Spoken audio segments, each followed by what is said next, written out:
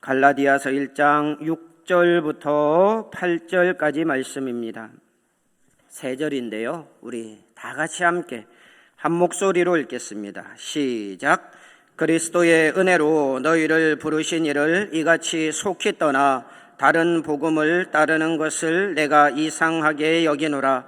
다른 복음은 없나니 다만 어떤 사람들이 너희를 교란하여 그리스도의 복음을 변하게 하려 함이라. 그러나 우리나 혹은 하늘로부터 온 천사라도 우리가 너희에게 전한 복음 외에 다른 복음을 전하면 저주를 받을지어다. 아멘. 네, 이 갈라디아서 그리고 로마서 여기에 이제 공통적으로 쓰여 있는 내용이 있습니다. 그게 뭐냐면 믿음으로 말미암아 구원을 받는다라고 하는 이신칭의의 교리가 쓰여져 있습니다. 그런데 이것이 쓰인 그 이유는요, 조금 다릅니다. 로마서 같은 경우에는 구원에 대한 어떤 일반적인 그 원리, 그것을 이제 말씀을 하기 위해서 이 이신칭의 교리가 기록이 되어 있습니다. 그런데 갈라디아서는 조금 이 쓰여진 배경 자체가 조금 다릅니다. 왜냐하면은 이 갈라디아 교회의 이 외부에서 다른 이 거짓 복음, 다른 복음을 들고 온 사람들이 들어와서 교회를 어지럽히는 그런 상황 속에 있었기 때문에 그렇습니다. 그래서 이 사도 바울은 뭔가 이렇게 보면은요, 이 어투를 보면은 갈라디아서를 보면은 조금 이렇게 싸우는 투처럼 보입니다. 그렇게 이제 자기의 감정이 그대로 어떻게 보면은 드러나게 그렇게 기록이 되어 있습니다. 그러니까 내용을 보면 이런 거예요. 이 갈라디아 교회에도 복음이 들어와서 이 사람들이 예수 그리스도를 믿는 이 복음의 원리를 들었음에도 불구하고 다른 복음이 들어왔을 때에 거기에 대해서 이 미혹을 받고 떠나가게 되고 교회가 혼란스러워지고 이러한 일들이 발생을 하게 되니까 사도 바울이 그 얘기를 듣고 이렇게 쓴 것입니다. 이 내용들을 보면은요, 너희가 성령으로 시작하였다가 육체로 마치겠느냐, 이런 내용도 나옵니다. 거기 뒤에 하나가 빠져 있어요. 이 멍청한 놈들아. 그게 이렇게 돼 있는 거죠. 그러니까 이 사도 바울이 굉장히 답답한 마음과 굉장히 안타까운 마음과 조금 우리가 일반적으로 쓰는 용어를 가미하면 열받는 마음을 가지고 이것을 썼습니다. 그러면서 얘기를 하는 게, 내가 지금까지 얘기한 게 뭐냐? 내가 지금까지 얘기한 것은 예수 그리스도 외에는 구원을 받을 수 없다는 것을 내가 그렇게 얘기를 했는데 왜 이렇게 다른 복음이 들어왔을 때에 그것을 허용하고 거기에 미혹이 되고 이렇게 나아가느냐? 예수 그리스도 외에는 구원이 없다 라는 어투로 쓴 거예요. 그러니까 이게 좀 다르죠. 그러니까 읽는 것도 좀 다릅니다. 로마서를 쓴 거를 읽을 땐 예수 그리스도 외에는 구원의 길이 없습니다, 여러분. 이거고, 갈라디아서에서는 예수 외에는 구원의 길이 없다. 이 삐삐삐삐삐 이렇게 되는 것입니다. 여기에 그것을 가지고 말하고 있는 거예요. 그래서 이 갈라디아서를 읽을 때 이 사도 바울의 이 직접적인 감정을 우리가 보면은요, 잘 느낄 수가 있습니다. 그런데 이 다른 복음을 가지고 들어왔는데 이 다른 복음이 과연 뭐냐? 그것은 이제 율법주의로 설명이 됩니다. 율법주의. 그들의 주된 주장이 뭡니까? 그것은 율법을 지키고 할례를 받아야 구원을 얻는다라는 것입니다. 완전히 다른 얘기죠. 예수 그리스도를 믿음으로 구원을 받는다는 것을 여기에다가 지금까지 뿌려놨는데 이 유대주의자들이 들어와서 율법을 지켜야 됩니다. 할례를 받아야 됩니다. 이거를 얘기를 하니까 얼마나 열이 받겠습니까? 이 혼란이 일어나게 되고, 그럼 뭐가 맞단 말이냐라고 이 갈라디아 교회가 이렇게 혼란 가운데 나타나게 된 거예요. 거기에다가 보낸 편지가 바로 이 갈라디아서고, 그거 틀렸다, 저 사람들 정말 나쁘다, 저 사람들이 전하는 것은 틀린 것이다 라는 것을 말씀을 하고 있는 것입니다. 이 사람들이 전했던 그 내용들을 구체적으로 한번 보면 5장에 가면은요, 4절에 보면 이렇게 말씀합니다. 율법 안에서 의롭다함을 얻으려 하는 너희는 그리스도에게서 끊어지고 은혜에서 떨어진 자로다. 이 사람들이 주장하는 것은 율법 안에서 의롭다함을 얻는다라는 것입니다. 율법 안에서 의롭다함을 얻는다. 이 율법 안에서라는 말은 이 율법을 지킴으로 말미암아라는 말입니다. 이 율법주의자들이 들어와서 이 복음을 완전히 무시하고 율법을 지켜야 구원을 받습니다, 여러분, 이렇게 하면서 얘기를 한 거예요. 근데 그것을 따르는 너희들은 이미 어떻게 되었느냐? 그리스도에게서 끊어지고 은혜에서 떨어졌다라고 그렇게 선언을 하는 것입니다. 왜? 그리스도의 은혜와는 완전히 다른 것을 얘기하고 그것을 따르고 있기 때문에 그렇습니다. 율법으로 구원을 받는다, 율법으로 의롭게 된다라고 하는 것, 여러분, 이게 가능합니까? 절대로 가능하지 않습니다. 아무리 애써도 되지 않는 것입니다. 율법은 613가지다라고 그렇게 얘기를 합니다. 그런데 문제는 뭐냐? 여기서 하나만 어겨도 다 어긴 것이 된다라는 것입니다. 이건 제 말이 아니라 야고보서의 말씀이 나옵니다. 2장 10절에 보면 누구든지 온 율법을 지키다가 그 하나를 범하면 모두 범한 자가 되나니, 이렇게 말씀합니다.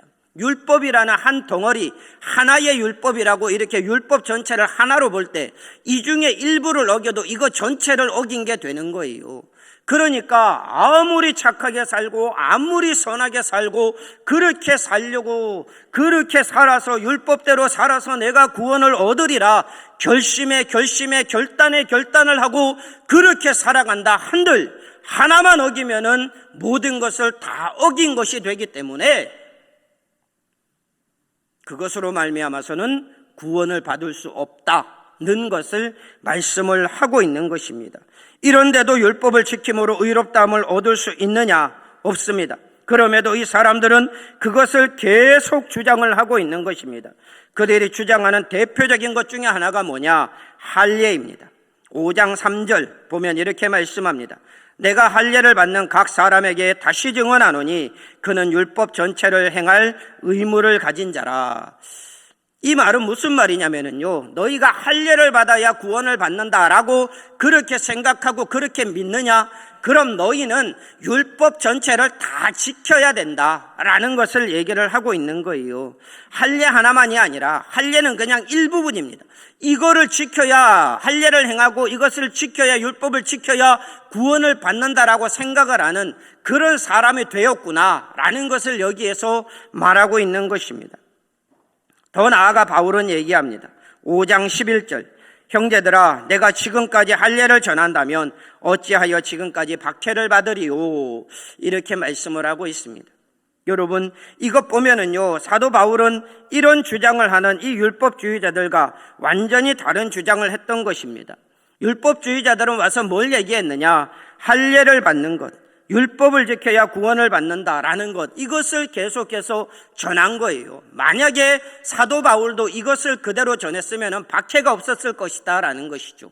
그러나 사도 바울은 그렇게 하지 않고 어떻게 했느냐? 계속해서 가는 데마다 무엇을 전했느냐? 예수 그리스도를 믿어야 구원을 받는다라는 것을 전했던 것입니다. 그러니까 이 율법주의자들, 유대주의자들로부터 뭘 받을 수밖에 없느냐? 박해를 받을 수밖에 없는 것입니다. 어떤 사람들은 그렇게 보면은요, 아유, 나도 이제 박해 받기 싫다. 이 사도 바울이 받은 박해가 얼마나 큽니까? 고린도서에 보면은 뭘 말씀하고 있습니까?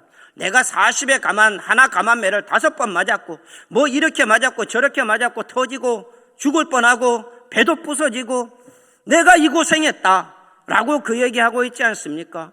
그런데 왜 그 고생합니까?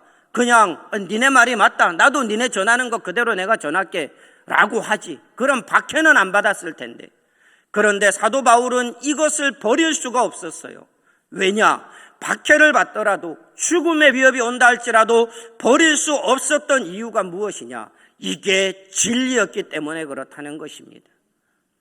이게 진리였기 때문에 내가 죽더라도, 내가 정말 고난을 받더라도 이게 진리니까 이걸 전할 수밖에 없다라고 하는 믿음으로 전했던 것입니다. 실제로 이게 진리였습니다.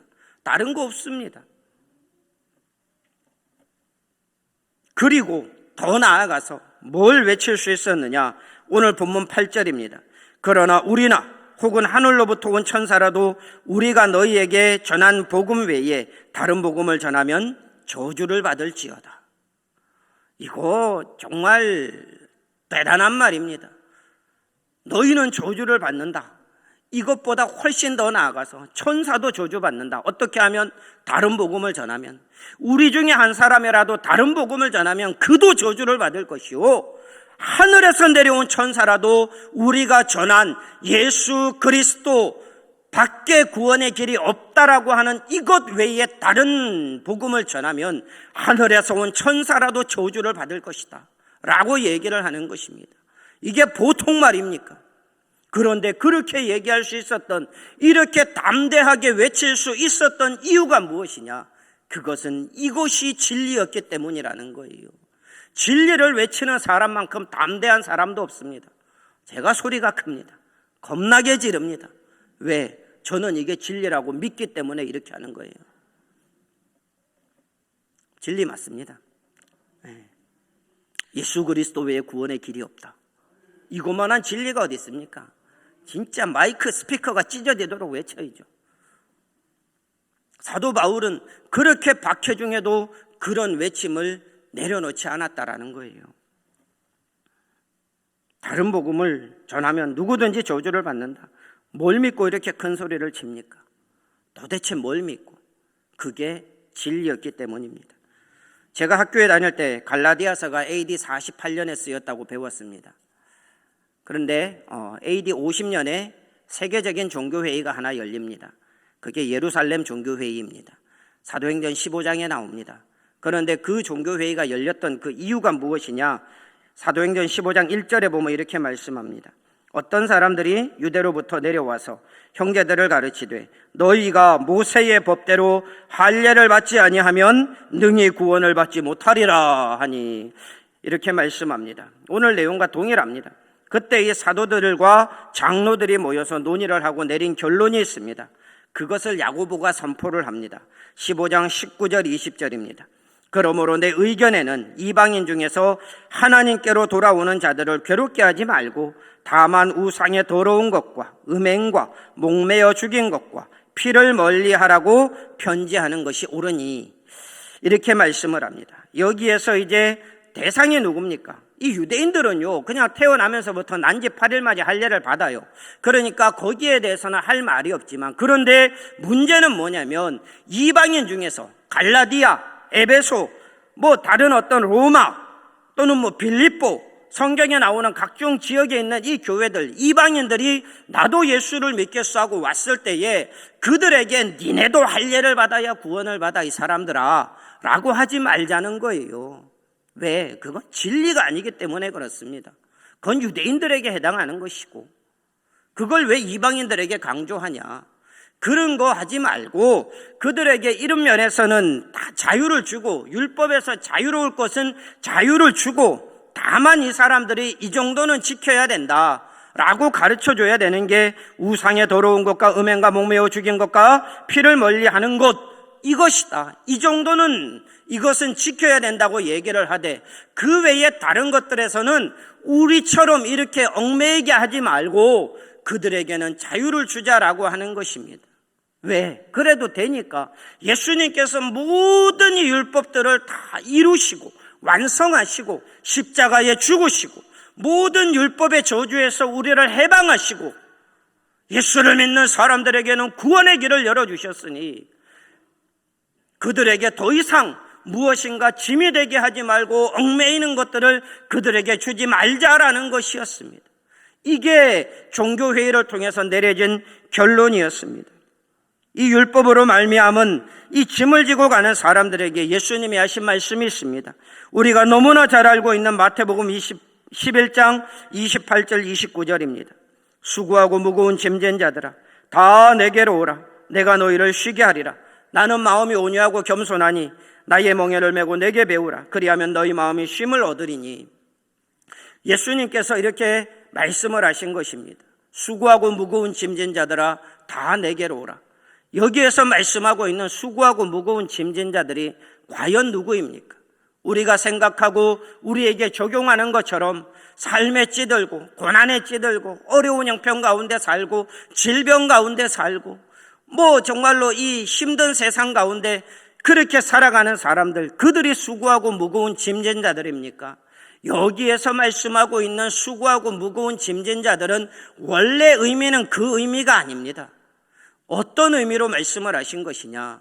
정말로 이 율법 가운데 율법을 지키면서 살아가야 되는데 어렸을 때부터 율법을 지켜야 구원을 받는다고 그렇게 가르침을 받고 그게 맞는 줄 알고 율법 아래에서 눌려서 살아가고 있는, 율법의 짐을 지고 살아가고 있는 사람들, 율법으로 말미암아 구원을 얻기 위해서 애쓰고 수고하는 사람들, 그 사람들에게 예수님께서 하신 말씀입니다. 그 모든 수고하고 무거운 짐진 자들아, 다 내게로 오라. 내가 너희를 쉬게 하리라. 그 짐은 무겁지만 내가 너희에게 주는 짐은 가볍다라는 거예요. 그것은 어렵지 않다라는 것입니다. 내게로 오면 누구든지 다 그것을 받을 수 있다는 것입니다. 무거운 짐을 다 내려놓고 여기에 이 율법을 지키면서 구원을 받아야 한다는 그 무거운 가방, 그 무거운 짐 다 내려놓고 내가 주는 짐, 나를 따라오고 나를 믿는 자에게 구원을 주신다고 하는 이것 하나 메고 오면 된다는 거예요. 그들에게 준 말입니다. 그러나 우리가 이 세상 살아가면서 많은 어려움이라는 짐들을 가지고 살기 때문에 이 말씀을 우리에게 적용시켜서 하는 것이지만 원래 의도는 방금 말씀드린 그런 것이었습니다.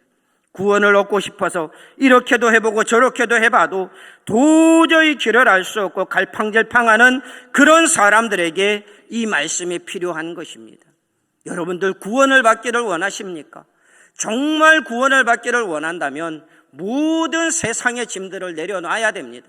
그것 아무리 낑낑대고 가지고 가봐야 그것으로는 구원을 받을 수 없습니다. 무엇으로 가능하냐? 내가 주는 이 멍에, 이거를 맬 때에 구원이 가능하다는 것입니다. 다른 멍에, 다른 짐 아무리 메고 가봐야 구원의 문이 열리지 않습니다. 주님께서 주신 멍에, 예수 그리스도의 복음만이 우리를 구원한다, 그 믿음으로 지고 가는 그 십자가, 이걸 가지고 가야 구원의 문이 우리에게 활짝 열리는 것입니다. 마치 우리가 이 길을 가다가 문이 있을 때, 자동문을 지나갈 때 아무것도 가지지 않고 통과할 수 있는 것처럼 구원의 문은 예수님이 주는 멍에를 메고 가는 자들이 얻을 수 있는 것입니다. 다른 것은 소용없고 필요 없고 의미가 없습니다. 예수님은 구원을 위해 해야 할 일을 율법을 지키는 것이라 하지 않았습니다. 어디에서도 그렇게 말씀하신 곳이 없습니다. 너희는 율법을 지켜야 된다, 너희는 율법을 지켜야 구원을 받는다 라고 말씀하신 곳이 없다는 거예요. 예수님은 대신 이런 말씀을 하셨습니다. 요한복음 6장 28절 29절에 이런 말씀이 있습니다. 그들이 묻되 우리가 어떻게 하여야 하나님의 일을 하오리이까? 예수께서 대답하여 이르시되 하나님께서 보내신 이를 믿는 것이 하나님의 일이니라 하시니, 하나님께서 보내신 이를 믿는 것이 하나님의 일이다. 왜 이 말씀이 나오게 되었느냐? 그것은 이제 유대인들에게는 율법을 행해야 구원을 받는다라고 하는 그런 사상이 너무나 팽배해 있었기 때문에 무엇입니까? 뭔가를 행해야 하나님 앞에서 은혜를 받고 구원을 받는다라고 생각을 했었습니다. 이 말씀이 왜 나왔는지를 보면 유대인 무리들과 이 예수님께서 대화하신 그 대화가 있기 때문에 그렇습니다. 요한복음 6장 27절 상반절 보면 말씀합니다. 썩을 양식을 위하여 일하지 말고 영생하도록 있는 양식을 위하여 하라. 영생하도록 있는 양식을 위하여 하라. 영생하도록 있는 양식을 위하여 일을 하라라는 것입니다. 그런데 그 영생하도록 있는 양식을 위한 일, 그게 도대체 뭐냐라는 거예요. 뭘 해야, 어떤 일을 해야 영생하도록 있는 양식을 위한 일이 되고 그 영생하도록 있는 그 영생이라는 것을 우리가 얻을 수 있느냐라는 것입니다. 그때 예수님께서 하신 말씀이 읽어드린 말씀입니다. 예수께서 대답하여 이르시되 하나님께서 보내신 이를 믿는 것이 하나님의 일이다. 이게 바로 영생하도록 있는 양식을 위하여 일하는 일이다라는 것입니다. 여러분, 여기에서 일은요, 일들이 아니에요. 여러 가지 하는 게 아닙니다. 유일하게 하나 단수되어 있습니다. 그 일은, 하나님의 일은, 영생하도록 위하여 있는 그 양식을 얻는 그 일은 하나밖에 없다. 그게 뭐냐면 하나님이 보내신 일을 믿는 것이다 라는 것입니다. 다른 거 없어요. 영생하기를 원한다면, 영생이라는 것을 얻기를 원한다면 여러 가지 할 필요 없다는 거예요. 뭡니까? 하나님께서 보내신 일을 믿는 것, 이거 하나면 되는 것입니다. 구원에 더 이상 뭐가 필요합니까? 아닙니다. 이거 하나면 되는 거예요. 이렇게 예수님께서 하신 말씀들이 있음에도 불구하고 유대인 율법주의자들은 끝내 이 말씀을 받아들이지 않았습니다. 아니야, 그건 틀렸어 라고 생각을 했습니다. 그리고 이 사람들은 세계 각지로 다니면서 율법 전도자로 교회들마다 다니면서 율법과 할례를 구원의 조건으로 내걸었고 그것을 계속해서 가르쳤습니다. 가는 곳마다 이 사람들은 율법을 지켜야 된다, 할례를 받아야 된다, 그래야 너희들에게 구원이 있다라는 것을 가르쳤던 것입니다. 갈라디아 교회에도 이것이 들어오게 되었고, 특별히 갈라디아 교회를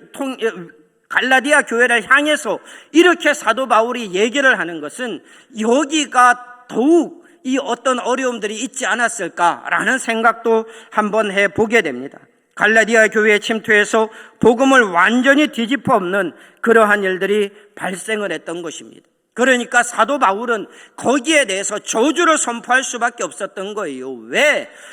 복음이 아닌 다른 것들을 가지고 와서 그게 복음인 것처럼 얘기를 하니까, 그래서 영혼들을 하나하나 미혹하고 빼앗아 가니까 저주받아 마땅하다라는 것입니다. 이것을 여기에서 말씀을 하고 있는 거예요. 역사적으로 수많은 이단들이 등장을 했었습니다. 예수님이 돌아가시고 부활하시고 승천하신 사건, 이것을 갖고 많은 이단들이 있었습니다. 그런 이단들의 주장에 대해서 세계적으로 종교회의가 열렸었죠. 계속해서 열렸습니다. 그렇게 해서 수많은 종교회의를 통해서 정해진 것이, 이 사람들이 잘못 주장하는 것은 이단이고 우리가 지금 여기에서 만들어 놓은 것, 이게 진리다라고 해서 만들어진 것이 교리라고 하는 것입니다. 옛날이나 지금이나 이단들은 교회 안에 침투해서 교회를 어지럽히고 성도들을 혼란시키고 급기야 교회를 떠나 이단 단체에 가입해서 이단으로 그렇게 붙들려간 사람들도 많이 있습니다. 우리 가운데도 있지 않습니까? 여러분들이 알고 있는 사람 가운데도 이단으로 넘어간 사람들, 그런 사람들이 있을 수 있습니다. 가족들 중에도 있을 수 있고 친척들 중에도 있을 수 있고, 그리고 내가 알고 있는 친구와 이웃들 중에도 이단으로 넘어간 사람이 있을 수 있습니다. 그래도 저 사람은 믿음이 좀 괜찮아 보였는데, 그래도 저 사람은 예수 좀 믿는 것 같았는데 어느 날 갑자기 완전히 신분을 바꾸어서 다른 이단에 가입되어 있는 그런 사람으로 변질되어 버린 그런 사람들이 있을 수가 있다는 것입니다. 그 이유가 뭐냐? 바로 이 바른 복음과 바른 교리 위에 신앙을 세우지 못했기 때문에 그렇습니다.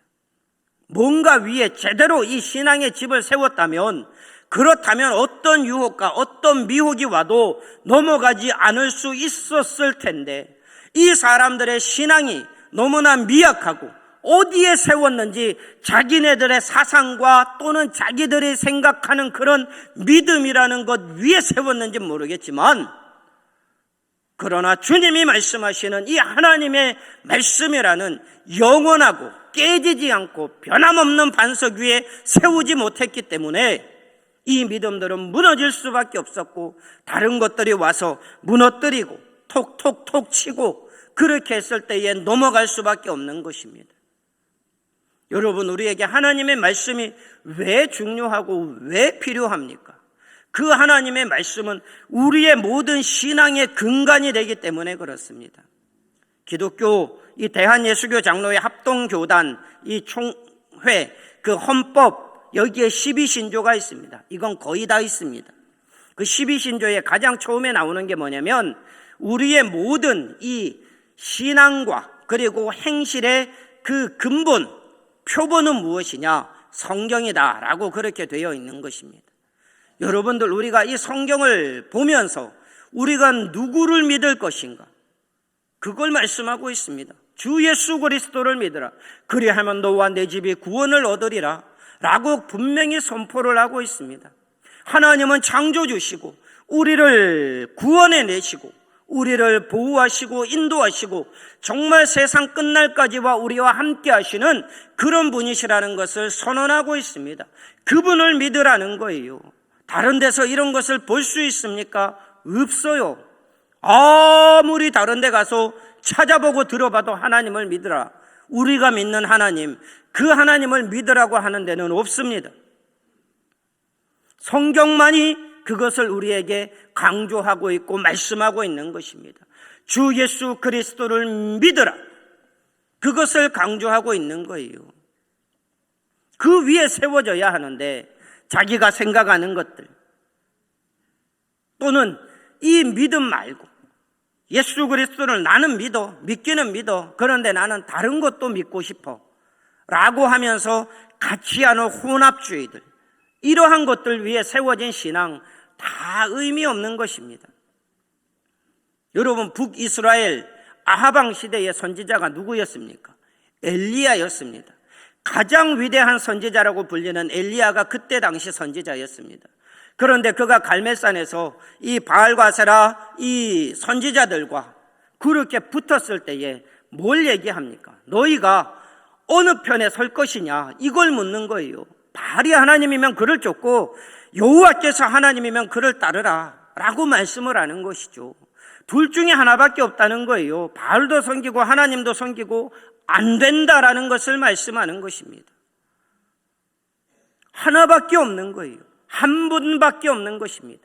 우리는 다신교가 아니에요. 오직 유일하신 하나님, 그분의 아들 예수 그리스도, 그분의 영이신 성령, 이 세 분이 한 분이심을 믿는 삼위일체 하나님, 이 신앙을 가지고 살아가는 것이고 그분만을 믿는 것입니다. 다른 잡신들을 믿으면 안 되는 거예요. 남유다나 북이스라엘이나 왜 망했습니까? 우리 이걸 정확하게 알아야 합니다. 그들이 망한 이유는 하나님을 안 믿은 것이 아니라 하나님과 다른 것을 같이 믿었기 때문에 그런 거예요. 하나님도 섬긴다고 합니다. 그런데 마음으로는 다른 걸 섬겨요. 에스겔서를 보면 나오지 않습니까? 장로들이 그 신전에다가 아무것도 보이지 않는 것처럼 보이지만 그 은밀한 곳에서 그렇게 신전에다가 이 신상에다가 이 경배하는 모습, 하나님께서 에스겔에게 적나라하게 보여주십니다. 이게 너희의 멸망의 원인이다라고 말씀하는 거예요. 사울이 왜 죽었습니까? 사울이 하나님을 안 섬겨서 죽었습니까? 사울 하나님을 섬기는 사람이었어요. 그런데 무엇입니까? 나중에 이 엔돌에 신접한 여인, 그 엔돌에 신접한 여인에게 가서 그렇게 하나님의 뜻을 물었을 때에 하나님께서 그것을 기뻐하지 않으시고 사울을 다음 날 죽게 하신 것입니다. 제 말이 아니라 역대기에 보면 그 나옵니다. 사울이 죽은 것은 여호와께 범죄함이라. 그가 여호와께 묻지 아니하고 엔돌에 신접한 여인에게 찾아갔기 때문에 그가 죽었다라고 성경에 기록이 되어 있는 거예요. 우리가 하나님을 섬기면서 다른 것들을 같이 섬기는 것, 이것은 바른 신앙 아닙니다. 진짜 신앙 아니고 하나님이 우리에게 원하시는 신앙이 아닙니다. 우리도 갈멜산에서 여호와만 따를 것이냐, 다른 것을 따를 것이냐, 우리가 들어야 할 얘기가 되는 거예요. 나는 하나님을 섬기니까 괜찮아. 하나님을 섬기는 건 괜찮은 게 아니라 하나님만 섬기는 게 괜찮은 겁니다. 그게 진짜예요. 하나님은 그걸 원하시는 거예요. 하나님만 섬기는 것. 하나님을 섬기면서 다른 데 점 보고 다니고, 하나님을 섬기면서 푸닥거리를 하고 다니고, 하나님을 섬기면서 다른 어떤 의지할 것을 만들어 놓고 그것을 경배하면서 살아가는 것, 망하는 길이고 구원의 길이 없습니다. 하나님은 그런 사람들을 구원한 적이 없어요. 하나님께서 그들에게 정말로 하나님께서 원하시는 것은 다 버리고 하나님만 섬기는 것, 이걸 원하시는 것입니다. 성경은 그거 가르치고 있습니다. 그 말씀 위에 바로 서 있지 않기 때문에 다른 것도 섬기게 되는 것이고 다른 데도 기웃, 여기도 기웃, 저기도 기웃, 거기도 그리웃, 고기도 기웃, 이렇게 다니는 거예요. 아닙니다. 바른 신앙 아닙니다. 하나님이 기뻐하시는 신앙 아닙니다. 이거는 정말로 위험한 신앙입니다. 하나님만 섬겨야 합니다. 성경은 그거 얘기하고 있어요. 하나님도 섬기는 게 아니라 하나님만 섬기는 것. 이게 바른 복음입니다. 어떻게 보면은요, 이 율법주의자들이 와가지고 얘기하는 거 나쁜 게 없어요. 뭐 얘기합니까? 율법 지켜야 된다. 맞잖아요. 할례 받아야 된다. 맞잖아요. 그래야 구원받는다. 맞는 것 같아요. 그러나 그게 아니라는 것입니다. 예수 그리스도, 구원의 길은 다른 데 있는 것이 아니라 예수 그리스도를 믿는 믿음으로 말미암아서만 구원을 받는다 라는 것을 말하고 있는 거예요. 여러분, 율법 지켜야 됩니다. 이거는 구원의 문제가 아니라 우리의 신자됨의 문제입니다. 율법이 무엇입니까? 성경에서 뭘 말씀하고 있느냐? 로마서 3장 20절에 분명히 말씀합니다. 율법으로는 죄를 깨달음이니라. 외우십시오. 율법으로는 죄를 깨달음이니라. IQ가 10 이상 되면 다 외웁니다. 율법으로는 죄를 깨달음이니라. 맞습니다. 우리가 율법을 알아야 하는 이유, 율법을 배워야 하는 이유, 율법을 들어야 하는 이유, 뭐가 죄인지를 알 수 있기 때문에 그래요. 내가 하나님의 말씀대로 산다고 그렇게 얘기를 하는데 율법을 하나도 모르고 내 마음대로 살아간다. 그건 내가 믿는 하나님이고 내 마음대로 믿는 하나님은 될지언정 우리가 믿는 정말 올바른 삼위일체 하나님은 아닐 수 있습니다. 여러분, 율법을 아셔야 됩니다. 그래야 죄를 알 수 있어요. 십계명 왜 우리가 알아야 합니까? 그것이 하나님께서 원하시는 가장 기본적인 우리 그리스도인의 삶으로 원칙으로 주신 것이기 때문에 그렇습니다. 너는 나 외에는 다른 것들을 내 앞에 두지 마라. 네하고 내 사이에 다른 거 두지 말고 오직 나만 바라봐라 하는 얘기잖아요. 그 앞에 한 개 더 가지고 이것도 보고 하나님도 보고 이 얘기 아닙니다. 하나님만 보는 것. 이게 우리의 신앙의 가장 제1되는 계명인 거예요.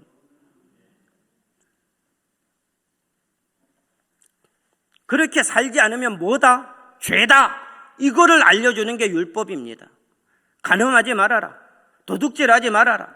뭐 이렇게 이 사람들에게 해를 가하면은 배상해야 된다. 율법에 나옵니다. 뭔가 이렇게 잘못된 거 있으면 손해를 끼쳤으면 거기에 대해서 합당한 배상을 해야 된다. 신자의 분명한 바른 자세인 거예요. 이게 그냥 법에서만 그렇게 하기 때문에 소송으로 갈 문제가 아니라 신자로서 당연히 그렇게 해야 된다는 걸 말씀하고 있는 거예요. 그런 걸 율법에서 가르치고 있습니다. 몰라야 됩니까? 알아야 됩니다. 아는 것이 힘입니다. 진짜 아는 만큼 행하고 아는 만큼 믿는 거예요.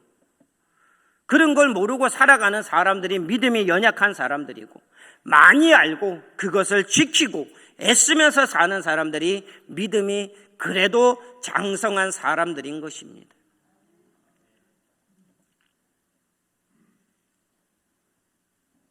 그러나 그것은 구원과 관련이 없어요. 왜? 그 말씀을 주신 배경을 보면은요, 출애굽기 20장에 나옵니다. 뭘 말씀합니까? 나는 너희를 애굽 땅 종되었던 그곳에서 건져낸 여호와다 라고 미리 선언을 하십니다. 그리고 나서 뭘 말씀하느냐? 그러므로 너희는 이렇게 살아라. 내가 건져낸 백성이니까 이제부터 너희는 이렇게 살아라 라고 주신 것이 십계명이고 율법인 거예요. 구원받기 위해 지키는 게 아니라 받았기 때문에 지키는 것, 그게 율법이라는 것입니다. 그런데 이 사람들은 완전히 뒤집어서 예수 그리스도의 이 보혈의 공로는 다 사라져버리게 하고 뭘 얘기하는 겁니까? 그거 지켜야 구원받아. 이거 얘기하니까 이 저주받을 것들 이렇게 나오는 것입니다. 바르게 알고 믿어야 됩니다. 여러분, 율법을 지키되 구원받기 위해 지키는 것이 아니라 구원받았기 때문에 나를 건져주셨기 때문에 그 은혜의 감격에서 내가 이제부터는 하나님의 말씀대로 살리라. 그 믿음을 가지고 지키는 거예요. 삶의 방향을 바르게 하십시오. 골로새서 2장 6절 7절에 이렇게 말씀합니다. 그러므로 너희가 그리스도 예수를 주로 받았으니 그 안에서 행하되 그 안에 뿌리를 박으며 세움을 받아 교훈을 받은 대로 믿음에 굳게 서서 감사함을 넘치게 하라. 너희가 예수를 주로 받았으니 그 안에서 행하되, 그 예수를 믿는 믿음 안에서 그 믿음으로 행하라는 것입니다. 그로부터 교훈을 받고 거기에 뿌리를 깊이 박고 그렇게 너희가 감사함을 넘치게 하면서 믿음의 집을 세워가라라는 것을 말씀을 하고 있는 것입니다. 여러분, 이게 기초입니다. 무엇이 기초입니까? 예수 그리스도, 그 진리의 말씀, 이게 기초가 되는 것입니다. 다른 것이 기초가 아니에요. 그 위에 믿음의 집을 세워가십시오. 내가 생각하는 내가 복음, 이게 아니라 주님의 말씀 위에 정말 기초를 세워가야 됩니다. 미국 뉴욕 맨하튼에 가면 수많은 고층 빌딩이 있습니다. 그 위에 유독 고층 빌딩이 많이 서 있은 이유가 무엇입니까? 그 바닥이 다르기 때문에 그래요. 보통은 이렇게 우리나라는 흙으로 되어 있고 이렇게 되어 있다면 거기는 바위로 되어 있습니다. 바닥이 너무 튼튼한 거예요. 그러니까 그 위에다가 100층이 넘는 그 고층 빌딩을 숲을 이룰 수 있도록 지을 수 있는 거예요. 바닥이 다른 거예요. 기초가 다른 것입니다. 1923년 9월 1일 일본 동경에 대지진이 있었습니다. 관동 대지진이라고 하죠. 이때 이 많은 건물들과 도로가 파손이 되었습니다. 그럴 수밖에 없었던 게 진도가 7.9에서 8.3 정도 되었습니다. 제가 6.4는 경험을 했습니다. 일본에서. 산이 흔들립니다. 뚝 번쩍 일어납니다. 7.9에서 8.3이면 엄청난 거예요. 다 무너졌죠. 그런데 유독 하나 무너지지 않고 서 있던 것이 있었습니다. 그게 뭐냐면 동경 제국 호텔입니다. 왜 그랬느냐? 그 건물은 미국 건축가 프랭크 로이드 라이트가 와서 지었습니다. 프랭크 로이드 라이트. 그 사람이 와서 이렇게 지었는데 기초공사만 2년 했습니다. 여러분, 기초공사 2년 하면은요 난리 납니다. 우리 건물 하나 짓는데 2년이면은 들어가 살아요. 그런데 기초공사를 2년 했어요. 그러니까 얼마나 이 기초공사를 하는데 심혈을 기울였는지 우리가 알 수 있잖아요. 모르는 사람들은 막 미치는 거죠. 빨리 이거 호텔 지어가지고 손님 받고 돈 벌어야 되는데 기초공사만 2년 하니까. 이거 짓는데 4년 걸렸습니다. 그런데 정말로 이 지진이 났을 때 그 기초공사의 위력이 나타난 거예요. 다 무너져도 이거는 멀쩡했습니다. 역사의 기록입니다. 정말 그렇습니다. 이게 기초가 튼튼한 것의 위력입니다. 우리의 신앙, 어디에 기초를 두고 있습니까? 하나님의 말씀, 하나님의 복음, 그리고 우리가 배우는 교리, 여기에 이제 우리의 모든 신앙의 기초를 둬야 되는 거예요. 이게 튼튼하면 튼튼할수록 어떤 위협과 어떤 어려움과 어떤 환난과 어떤 미혹이 와도 이겨낼 수 있는 것입니다. 왜? 그것들이 아무리 와서 흔들어대도 기초가 튼튼하니까 흔들리지 않는 거예요. 꿈쩍도 하지 않는 거예요. 그 자리에 그대로 서 있을 수 있는 거예요. 수많은 이단들이 와서 하나하나 다 빼잡아가도 이 기초가 튼튼한 사람들은 여기에 굳건하게 그대로 앉아 있을 수 있는 것입니다. 하나님의 말씀 위에 거기에 신앙의 집을 지었기 때문에 그런 거예요. 교회는 이런 거 하는 곳입니다. 세상에서 말하는 어떤 강의하는 곳이 아니라, 어떤 것을 하는 것이 아니라 하나님의 말씀을 가르치고 그 위에 신앙의 집을 지을 수 있도록 하는 곳이 교회인 것입니다. 여기에 와서 무엇을 듣기를 원하십니까? 하나님의 말씀 아닌 다른 것들을 듣기를 원한다면 거기에 가셔야 됩니다. 그러나 여기에 온 이상 우리는 하나님의 말씀을 들어야 합니다. 하나님의 말씀을 사모해야 하고 하나님의 말씀을 우리가 지키려고 깊이 우리가 우리 자신을 되돌아보고 하나님의 말씀대로 살고 있는가? 내가 복음 위에 바르게 서 있는가?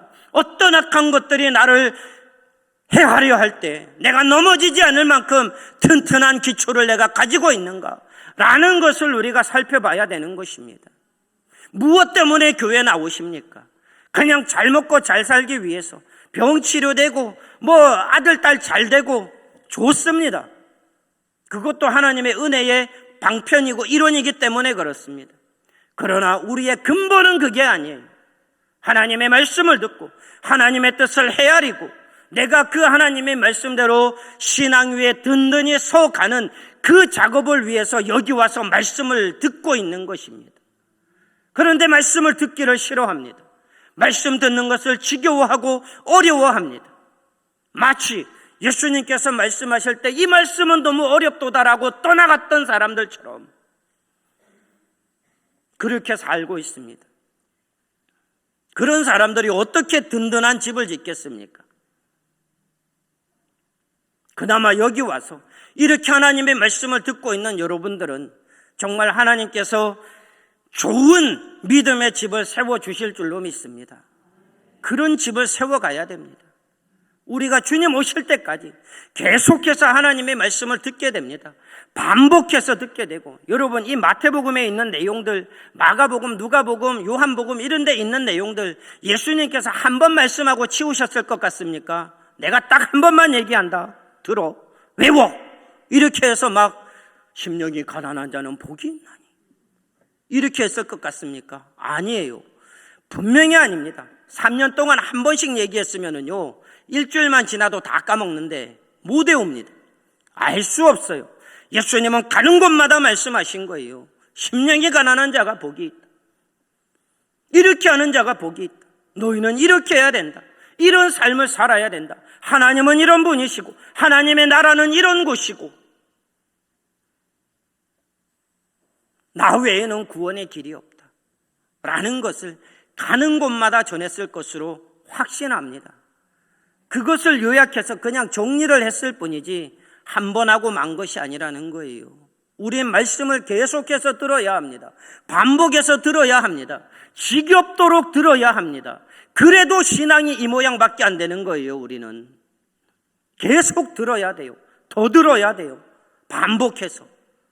그렇게 해서 또 한 번 깨닫고 또 한 번 깨닫고 또 한 번 깨달아서 주님께서 원하시는 그런 모습으로 나아가야 한다는 것입니다. 성장하십시오. 우리의 믿음에 이 진보가 있기를 바랍니다. 그런 성도님들이 되기를 바랍니다. 평생 말씀을 들어도 복받아라만 듣고 거기에만 아멘 아멘 하니까 신앙인들도 오는 공격에 넘어지는 것입니다. 말씀이 좀 어려워도 이 말씀을 지금 조금 힘들어도 다음에 들을 땐 또 이해할 수 있고 다음에 들을 땐 또 이해할 수 있고 그렇게 우리는 자라가는 것입니다. 주님 앞에 설 때까지 이 작업 계속하는 것입니다. 포기하지 마십시오. 어렵다고 포기하지 말고 지겹다고 포기하지 말고 계속해서 하나님의 말씀 앞에 우리의 귀를 기울이고 이 말씀대로 순종하면서 사는 그런 삶의 모습을 계속해서 우리는 이루어 가야 합니다. 하나님이 원하시는 삶이 바로 그것이고 우리가 교리를 배우고 말씀을 배워야 하는 이유가 여기에 있습니다. 더 튼튼해지기 위해서, 더 견고해지기 위해서 기필코 우리의 신앙이 승리하고 주님께서 보실 때에 잘하였다, 잘 인내했구나 칭찬받을 수 있는 신앙인으로 서기 위해서 우리는 계속해서 말씀을 들어야 하고 그 위에 집을 세워 가야 합니다. 우리 모두가 바른 복음과 거짓 복음을 분별할 수 있는 지혜가 있기를 바랍니다. 바른 교리로 믿음의 그 기둥을 세우고 그것도 하나님의 말씀 위에 세워서 튼튼한 신앙의 집을 세워서 어떤 것들이 와도 흔들리지 않고 미혹되지 않고 굳건하게 서 있을 수 있는 그런 신앙인으로 살아갈 수 있기를 우리 구주 예수 그리스도의 이름으로 축원합니다. 아멘. 기도하겠습니다. 하나님 아버지 은혜를 감사합니다. 오늘도 주님께서 우리에게 말씀하여 주시니 감사합니다. 하나님께서 도와주셔서 정말 우리 올바른 신앙인들, 정말 주님이 기뻐하시는 신앙인들, 끝까지 주님 앞에 설 때 부족함이 없고 부끄러움이 없는 신앙인들로 온전히 세워지게 하여 주시옵소서. 말씀 위에 우리의 믿음의 집을 세우고 이 말씀으로 말미암아 끝까지 승리하는 저희들 되게 하여 주시옵소서. 아버지께 감사를 드리오며 우리 구주 예수 그리스도의 이름으로 기도합니다. 아멘.